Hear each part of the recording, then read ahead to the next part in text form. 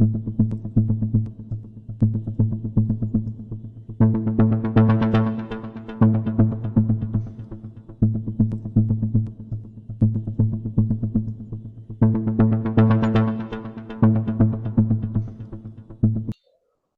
gente, ¿cómo están?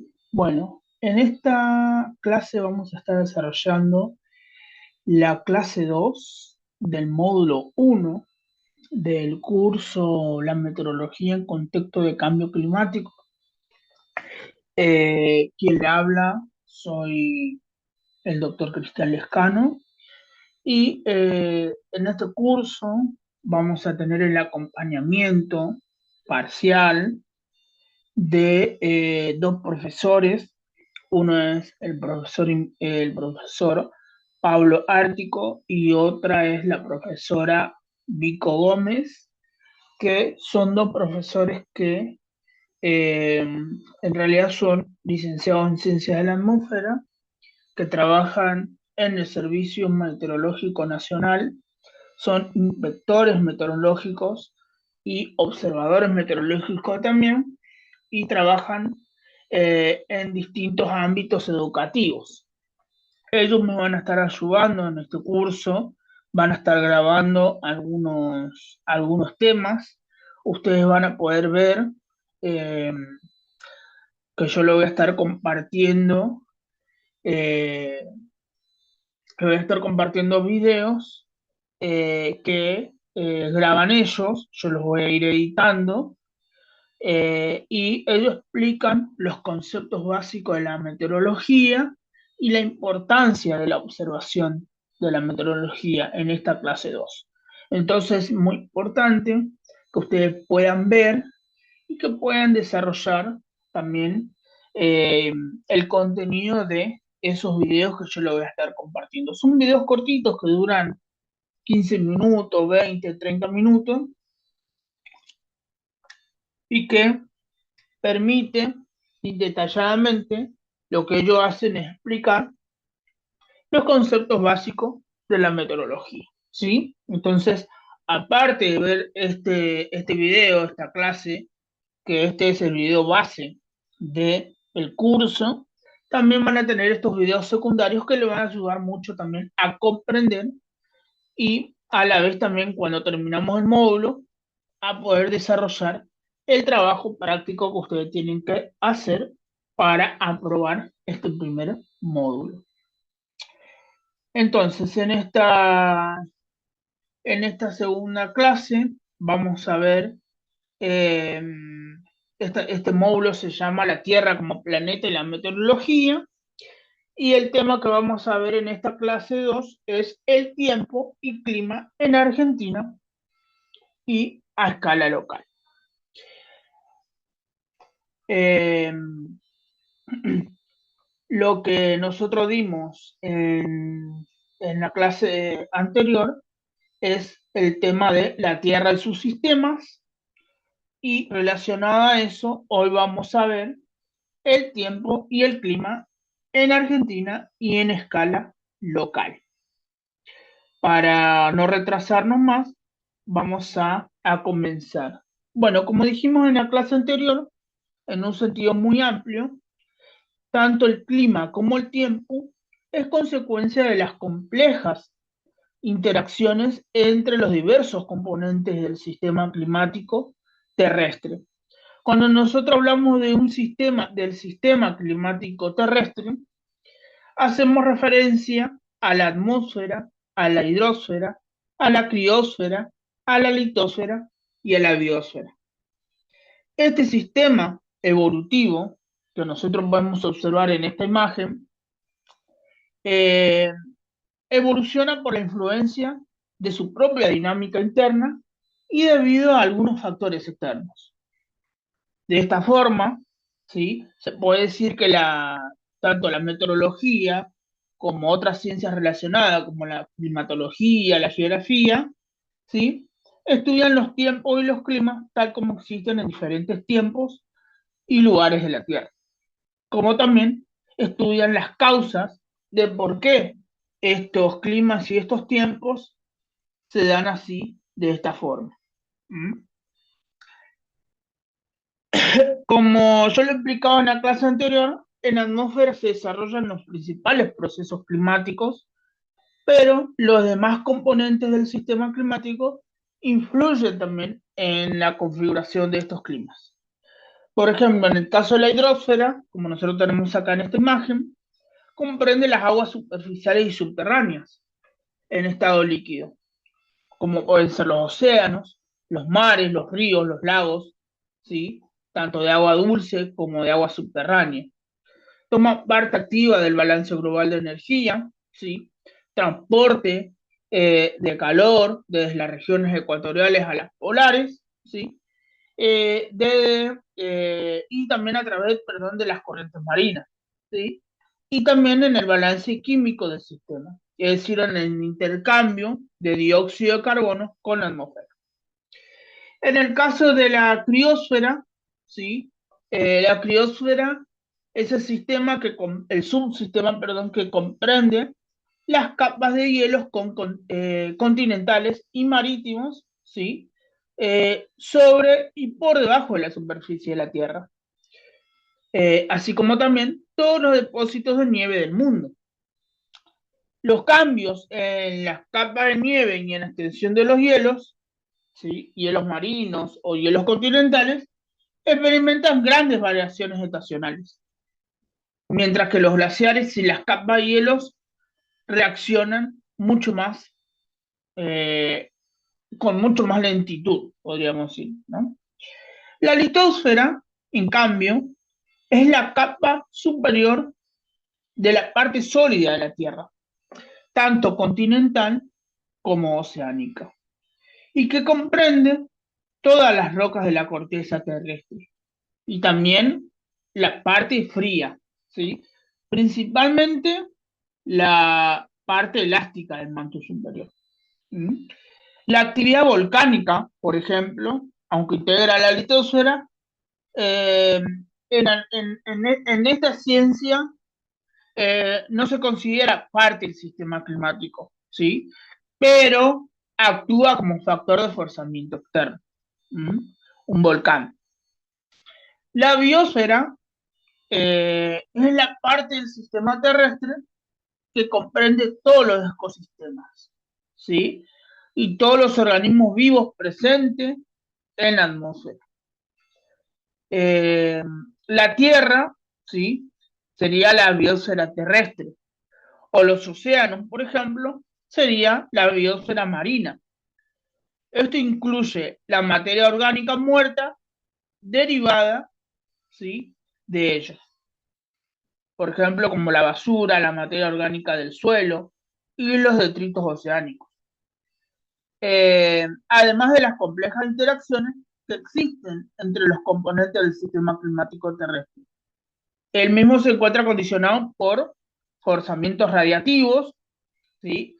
Es decir, procesos que alteran su balance de energía, y forzamientos no radiativos, es decir, aquellos que no afectan directamente al balance energético de la atmósfera, ¿sí? Y que son de origen natural o humano.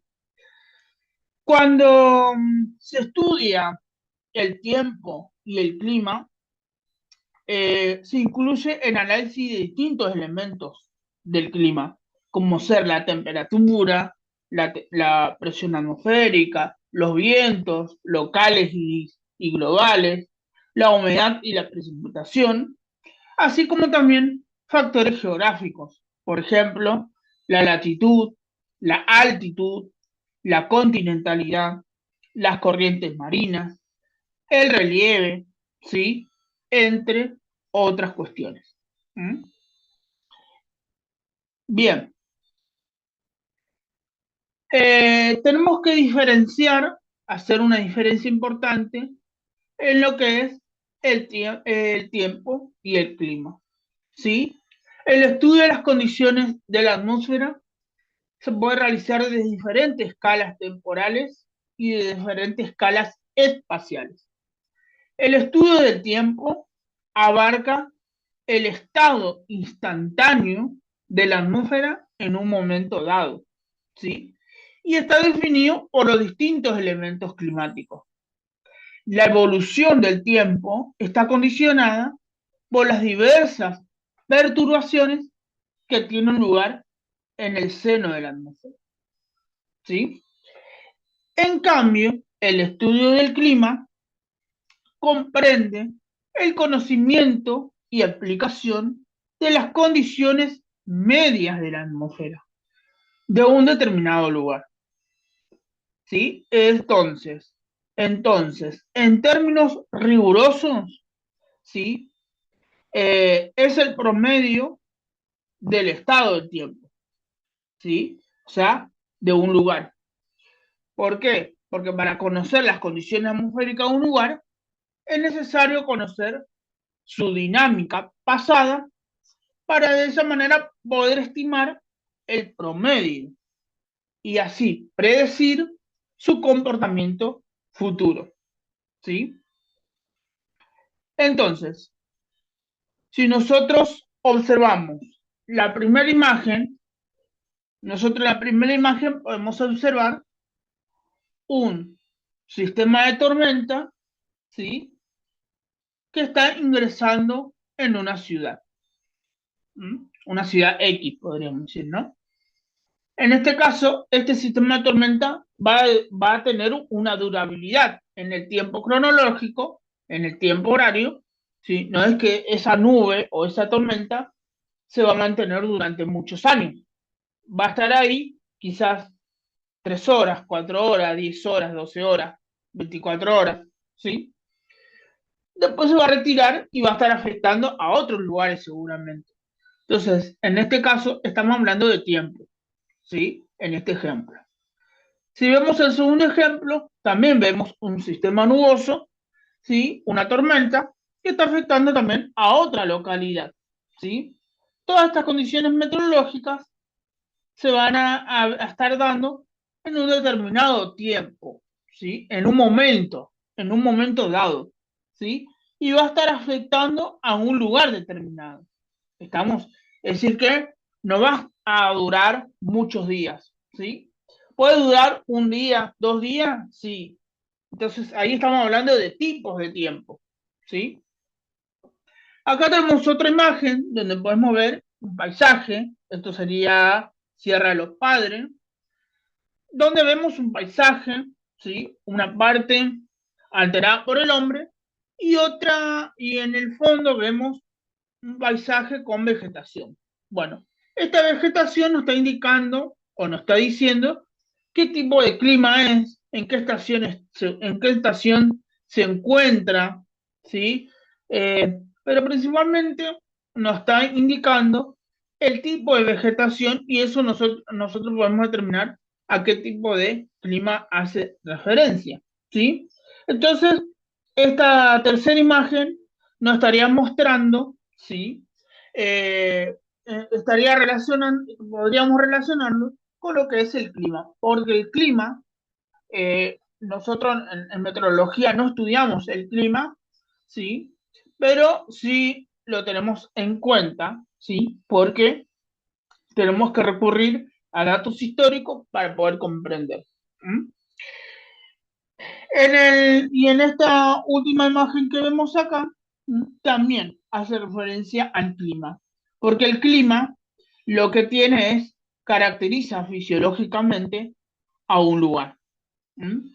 Entonces, si nosotros recurrimos a definiciones de autores o de organismos, la Organización de la Meteorología Mundial, ¿sí? Define la utilización de un promedio de comportamiento atmosférico de 30 años para poder determinar el clima de un lugar. ¿Mm? Tiempo y clima, en consecuencia, observan y describen los mismos factores. Pero, ¿cuál es la diferencia? ¿En dónde se encuentra la diferencia de los conceptos? En la escala temporal, ¿sí? Mientras el tiempo hace referencia a un momento dado, ¿sí? Como estado más frecuente, hace referencia al clima. Es decir, el clima es la sucesión de estados de tiempo en un largo periodo, ¿sí? Algunos autores hablan de un tiempo para considerar el clima, hablan de un tiempo de 30 años, otros hablan de 50 años. En el caso de la Organización Meteorológica Mundial, dice que se necesitan 30 años, datos de 30 años para determinar las características de un clima. ¿Sí? Eh,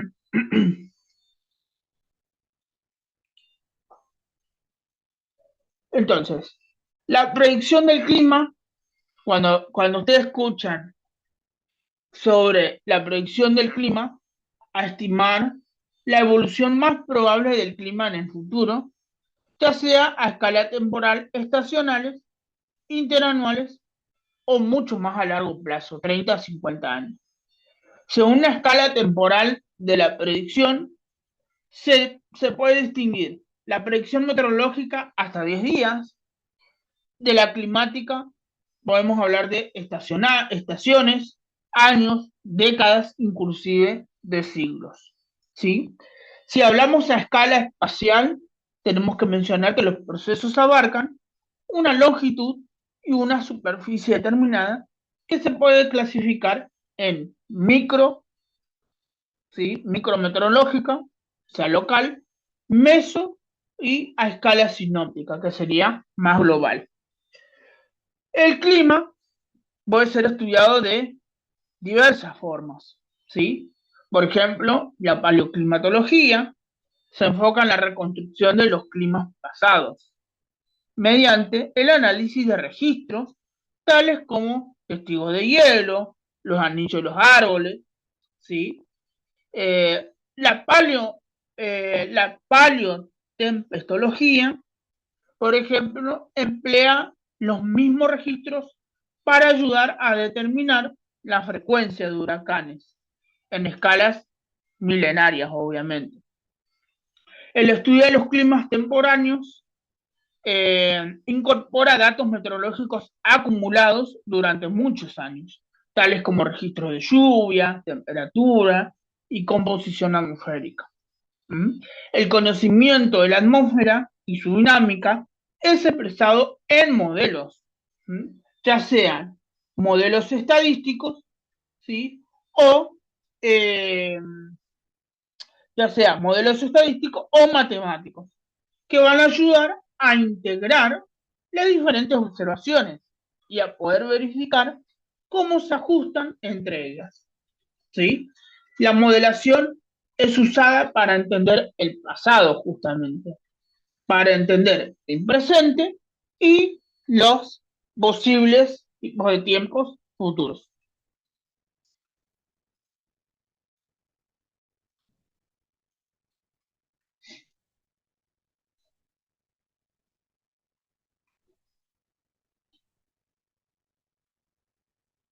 Bien, si avanzamos, acá eh, podemos ver un mapa climático, ¿sí?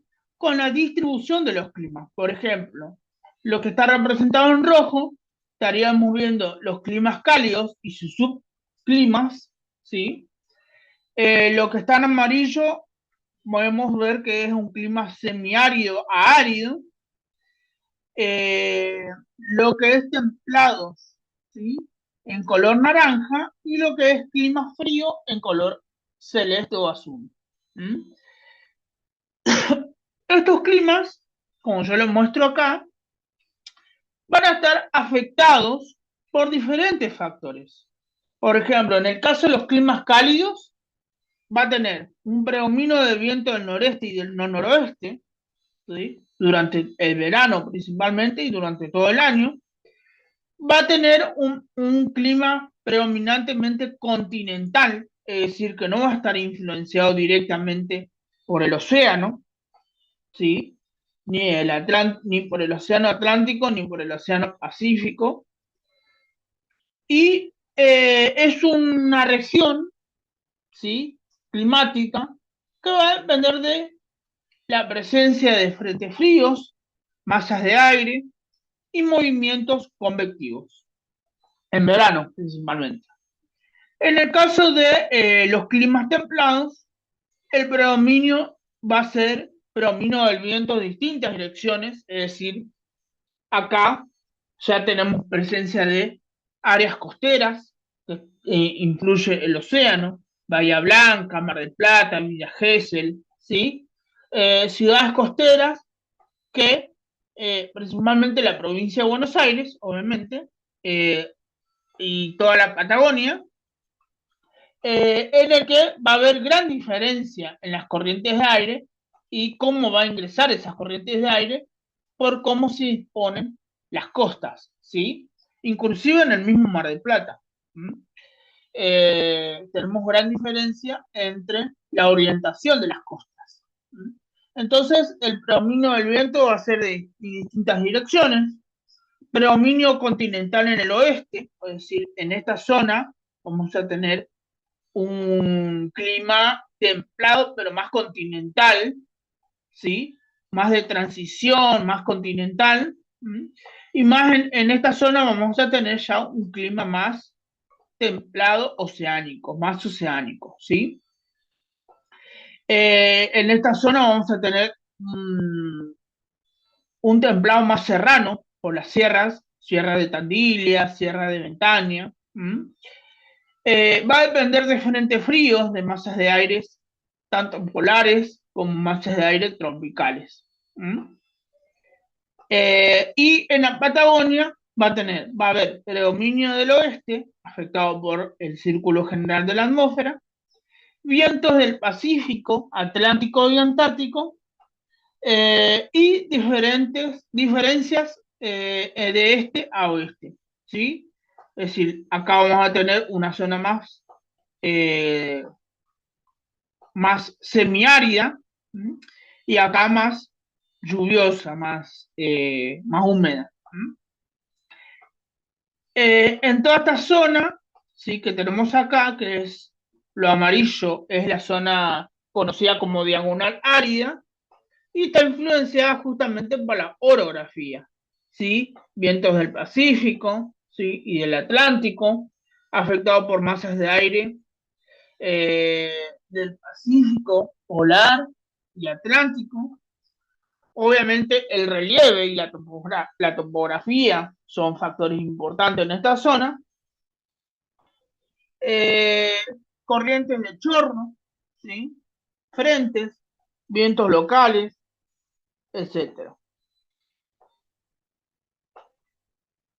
Bueno, eso es un poco para que tengamos en cuenta cuáles son las diferencias y ustedes comiencen a ver cuáles son las diferencias que se van a ir notando en relación a la región donde nosotros vivimos. ¿Sí? Bueno, acá lo que podemos ver es la orientación de acuerdo al lugar como nosotros vivimos, a dónde está ubicada nuestra casa. Eh, Eso es importante. En los videos que ustedes van a ver más adelante, lo que ustedes van a observar es lo que van a explicar los otros profesores, es las características de la atmósfera, ¿sí? Entonces, eso es importante que ustedes lo tengan en cuenta para poder estudiar. Bueno, un elemento, acá vamos a hablar un poco más de los elementos del clima, ¿sí?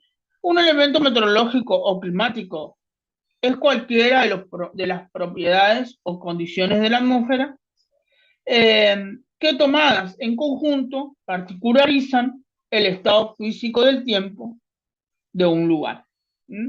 Y el momento es un periodo de tiempos cronológicos determinados. Todos estos elementos son medibles con instrumentos específicos en estaciones meteorológicas y a través de los sensores de los satélites.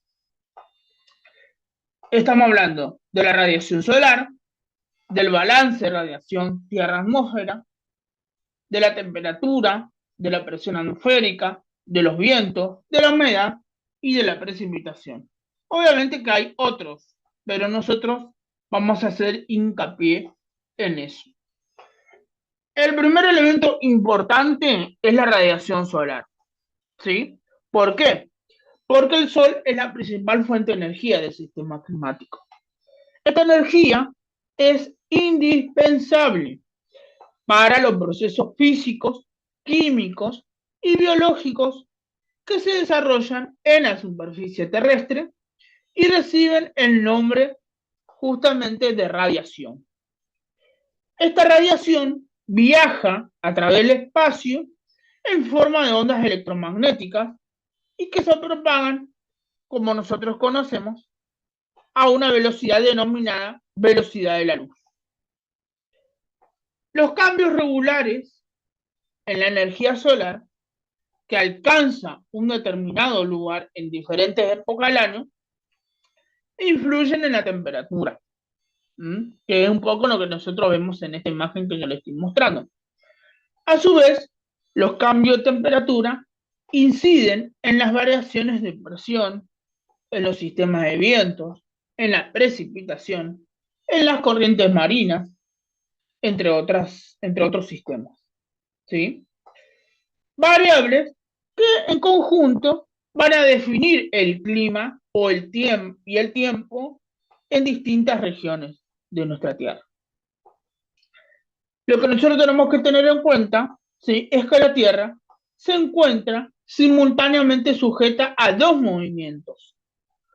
Un movimiento que llamamos rotación, que es alrededor de su eje, y otro de traslación, a lo largo de una trayectoria que hace la Tierra alrededor del Sol. La combinación entre ambos movimientos da como resultado las principales variaciones periódicas que encontramos en la iluminación del Sol, el día y las estaciones del año. El periodo de traslación de un año es el tiempo que necesita la Tierra para completar un giro alrededor del Sol. La Tierra se mueve alrededor de este astro según un movimiento elíptico, ¿sí?, con una excentricidad que cambia con el tiempo, ¿sí? Actualmente es que eclíptica, es casi un círculo, ¿sí?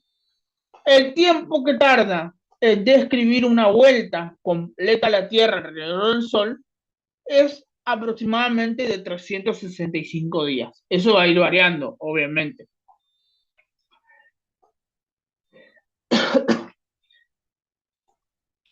Bien, esto acá también hablamos un poco de solsticios, de equinoccios, conceptos que ustedes seguramente lo estudiaron en algún momento, en algún curso o en la secundaria misma. Los solsticios representan los momentos del año en los que el sol alcanza su mayor o su menor, según sea el verano o el invierno, altura aparente en el cielo. Y la duración del día o de la noche son los máximos del año, ¿sí? Los equinoccios son los dos puntos del movimiento anual de la Tierra en los que los rayos solares forman un ángulo de 90 grados con el ecuador, ¿sí?, ya no en los trópicos. En las fechas en el que se producen, el día tiene una duración igual a la de la noche en todos los lugares de la Tierra. En las regiones comprendidas entre los trópicos, al menos 2 veces al año, los rayos solares caen perpendicularmente a la Tierra, a la superficie, perdón, de la Tierra, y por lo tanto son más intensos.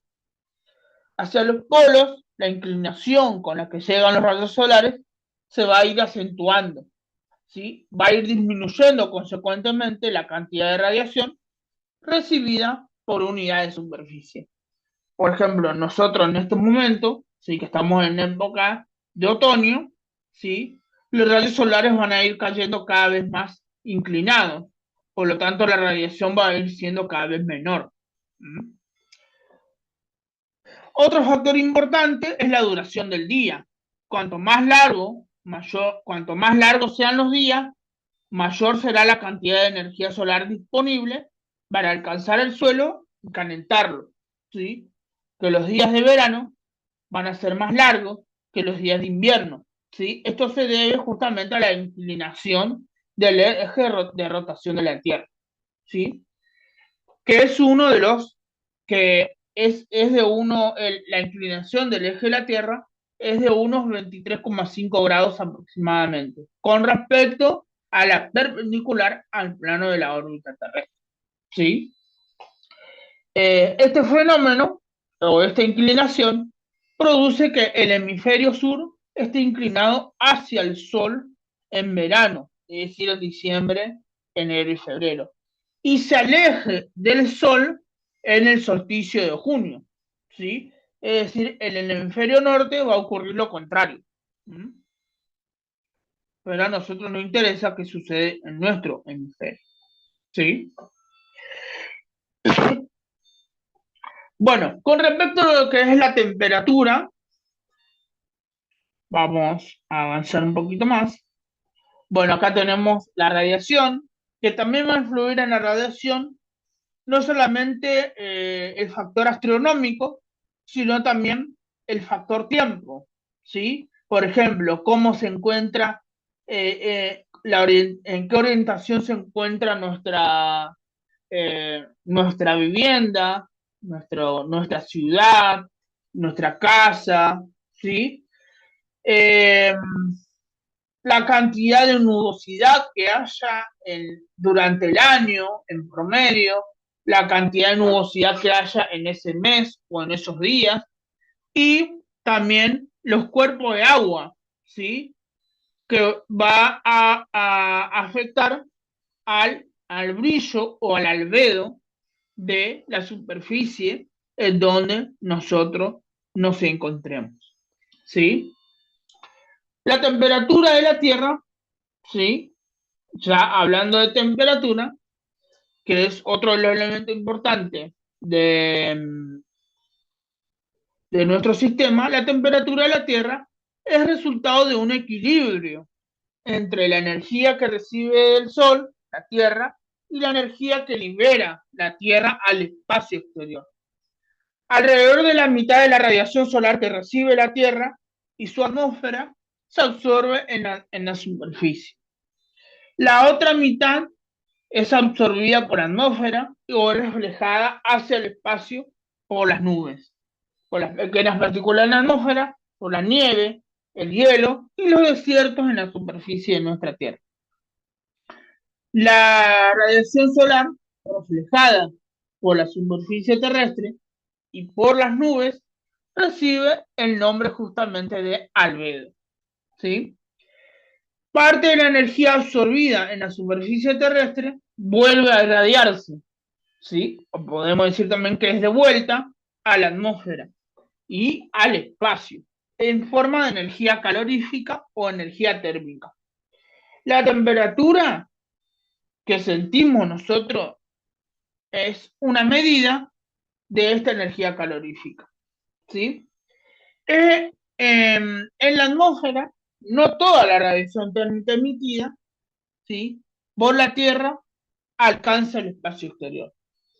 Parte de esta energía es absorbida y reflejada de nuevo hacia la superficie de la Tierra por las moléculas de los gases de efecto invernadero y por las nubes, ¿sí? Lo que da lugar a una temperatura media global de un torno de los 14 grados centígrados, muy superior a la temperatura de 18 grados bajo cero, ¿sí? 18 grados bajo cero, que sentiríamos sin el efecto invernadero natural, ¿sí? Es decir, si no existiera este equilibrio térmico, ¿sí?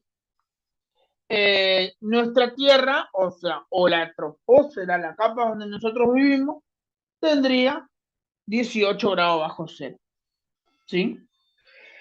Eh, la acción del hombre influye de forma significativa sobre las concentraciones de algunos gases de efecto invernadero, como por ejemplo el dióxido de carbono, aunque no así en otros como el vapor de agua, por ejemplo. ¿Sí? Bien,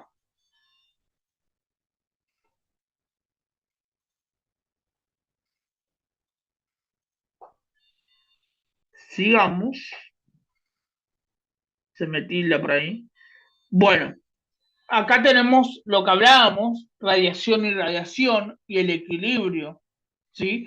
Lo que a nosotros nos interesa analizar es la energía visible, esto ustedes lo van a ver, el profesor Pablo Ártico le va a estar explicando sobre lo que es las ondas electromagnéticas, ¿sí? Y la relación entre la frecuencia, ¿sí?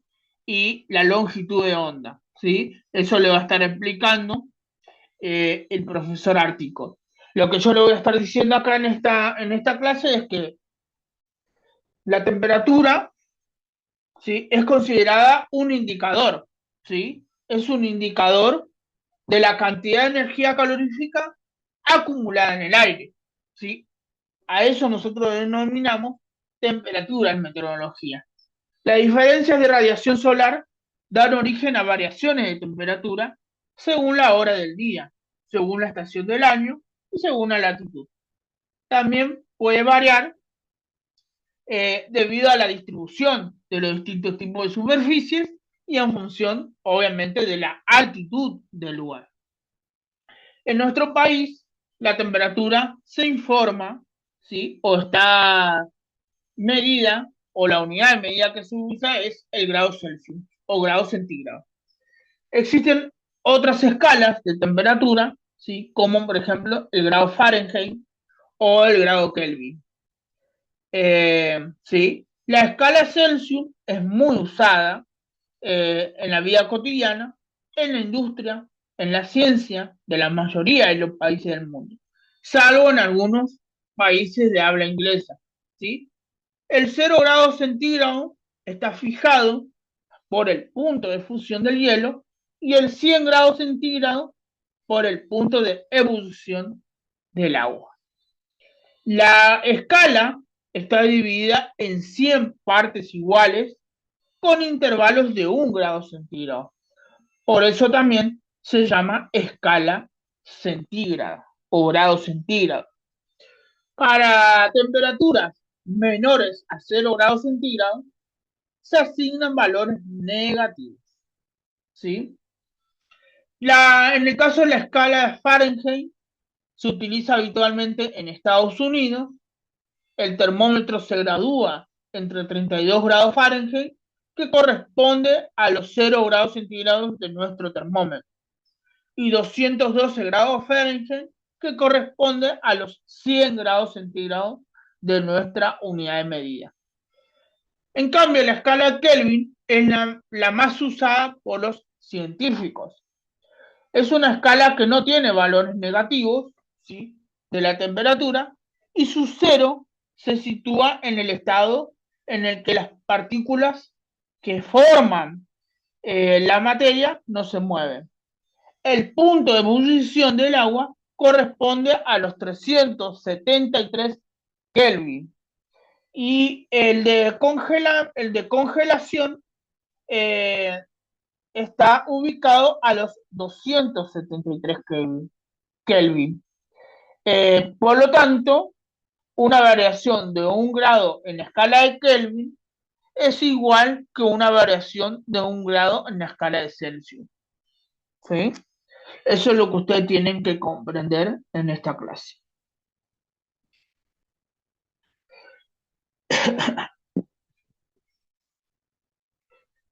Bien, avancemos. Bien, acá tenemos algunos mapas que nos van a estar presentando, nos van a estar mostrando cómo es la variación de la radiación y a la vez de la temperatura en nuestro país. Para analizar la distribución de la temperatura sobre grandes áreas, se utilizan justamente estos mapas que son denominados mapas de isotermas, que son curvas que unen puntos de igual temperatura. El cambio de temperatura en una dirección determinada del espacio, nosotros lo denominamos gradiente de temperatura y se puede obtener del mapa de isotermas. Analizando los gradientes de temperatura en los mapas, podemos deducir dónde las isotermas están más juntas el cambio de temperatura en la región considerada es mucho más grande. Es decir, el gradiente de temperatura es grande y donde están más separadas, el cambio o gradiente es más pequeño. ¿Sí? La temperatura tiene una variación diaria entre el día y la noche y es producida por la rotación de la Tierra y otras variaciones estacionales. Esta última, las variaciones estacionales, se debe a que la Tierra se traslada alrededor del Sol, dando lugar a las cuatro estaciones. Eh, Como el eje de rotación de la Tierra está inclinado respecto del plano de su órbita, entonces el ángulo de incidencia de los rayos solares va a variar estacionalmente en forma diferente para los dos hemisferios. ¿Sí? Entonces, eso es lo que hay que tener en cuenta en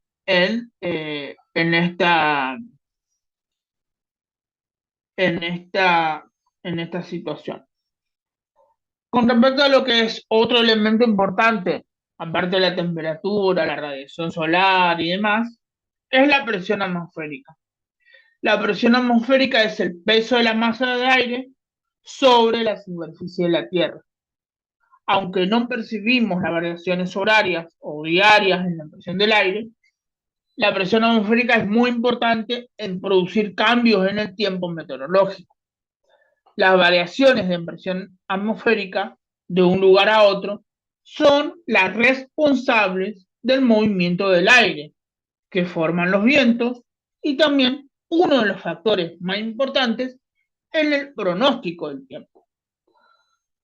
De otra manera, los vientos influyen en las corrientes oceánicas y es así como la presión atmosférica participa en varios procesos terrestres. En nuestro país, el Servicio Meteorológico Nacional expresa la presión atmosférica en hectopascales. Esta unidad es la única actualmente reconocida por el Sistema Internacional de Unidades, siendo cada vez más usada en todo el mundo. ¿Sí? La presión considerada normal es 1013 hectopascales. Eh, a medida, hay un video también que explica la profesora Vico Gómez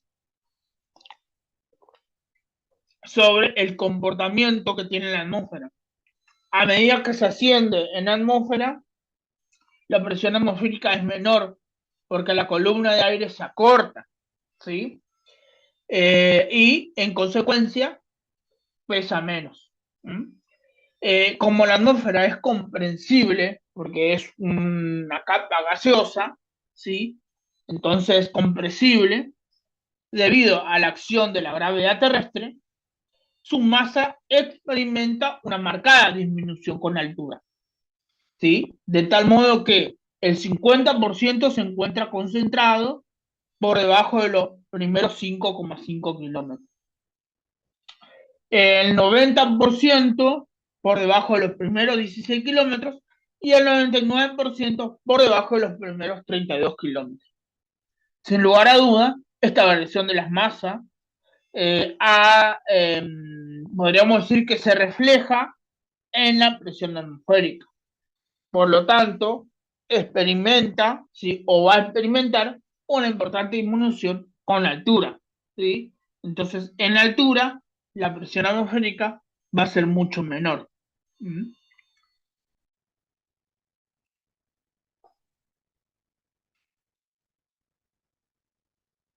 Bien,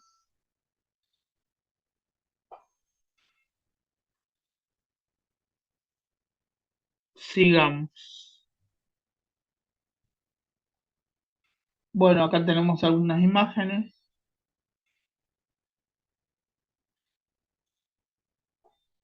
Bueno, tenemos acá algunas imágenes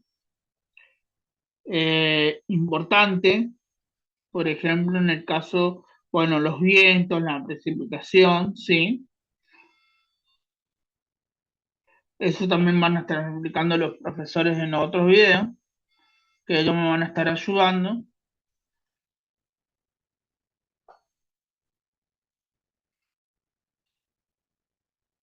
Bien, yo le voy a dejar un material también de lectura para que ustedes puedan leer, ¿sí? Que corresponde al curso. Bueno, acá tenemos un mapa de precipitación, distribución de precipitación y de temperatura. ¿A qué llamamos precipitación? A la caída de agua sobre la superficie terrestre, ¿sí? Sobre la superficie terrestre, ¿sí? Eh,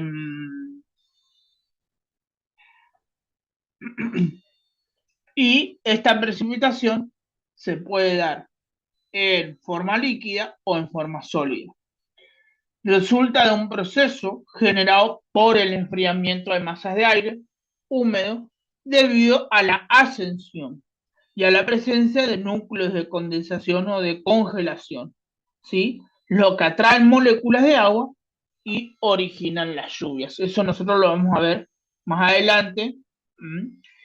Lo vamos a ver más adelante eh, con más detalle, ¿sí? La condensación por sí sola no garantiza precipitación.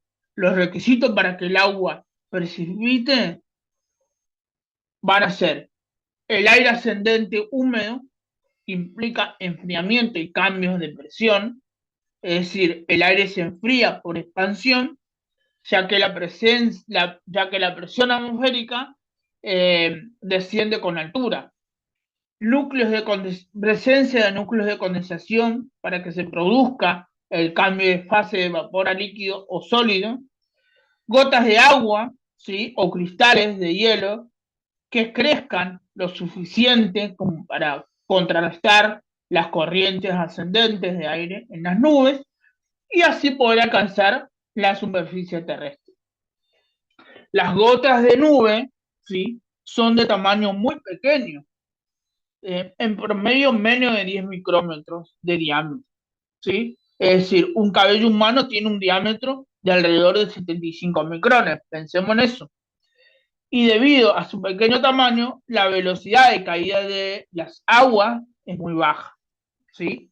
Aún debiendo atravesar aire húmedo, una gota de nube se evaporaría a unos pocos metros de salir de la base de la nube. Una gota de lluvia suficientemente grande como para alcanzar el suelo sin lograr evaporarse contiene aproximadamente 1 millón de veces más cantidad de agua que una gota de nube, ¿sí? Las precipitaciones se categorizan en lluvias convectivas, lluvias orográficas, lluvias ciclónicas y lluvias frontales, de acuerdo a la manera en que se eleva en la atmósfera la masa de aire que las origina, ¿sí? Eso nosotros lo vamos a ver con más detalle en las próximas clases, ¿sí? Por el momento nos quedamos con esto, que es lo más importante de esta clase, ¿sí? De esta manera nosotros estaríamos terminando con esta segunda clase introductoria. Nos vemos en la próxima clase.